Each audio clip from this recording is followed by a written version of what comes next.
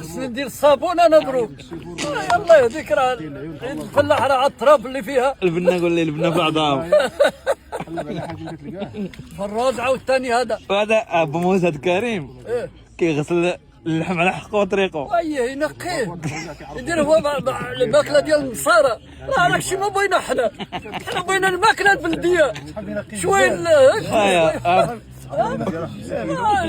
قلت انا بدو موسى من الميكا للطاجين. قلت وراه مراد ويسحب ينقي لينا الجلابيه دخلها المصبانه. ما هو لو مشيت تكشف ولا تجي شو بغا يقطع اللحم هو. واش بيدير قطب انا بوزه ما عرفت اش يدير هذا.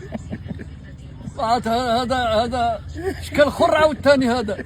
شنو هذاك ابو موسى تقرب القنصه البصله ما تشرب فيها من الماء. والله هي على مالو راه البلدي هذا راه بالزيت. الروميل ما يديروا اش فيه هاد الزيت. الجلسه ابو موسى؟ هذا قاعدين تحت القلم بحال السيد. اش من بلاصه بعدا هذه. قول اراه العطاويه هذا عندنا الكيسانو البراد الكيسانو باش عمرو خراج من عمرو باش تعبر. هذيك اللي في على النص دير فيك الثقه. اش دير ابو موسى عطاك تعبر بيديك.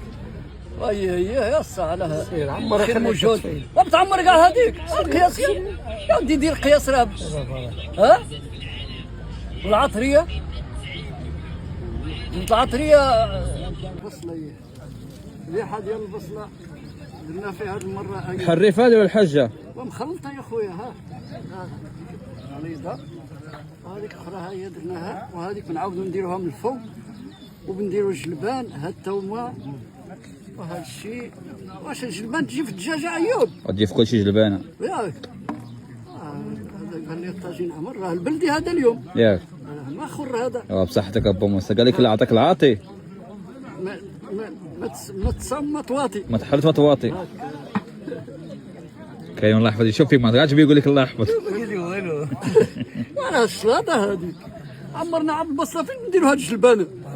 ها هي شوف فضيحه ديال البصله ومازال باقيه. واش ندير جلبانه دروك؟ مازال ابو موسى. ها نديروا جلبانه دروك. ابو موسى ها نديروا واني راه خصها بلاتي. ابو موسى اش يدير هذا في الطاجين؟ قول لي عطيت اتساع. يديك يا تقرب لذاك الشيء روح حيدا.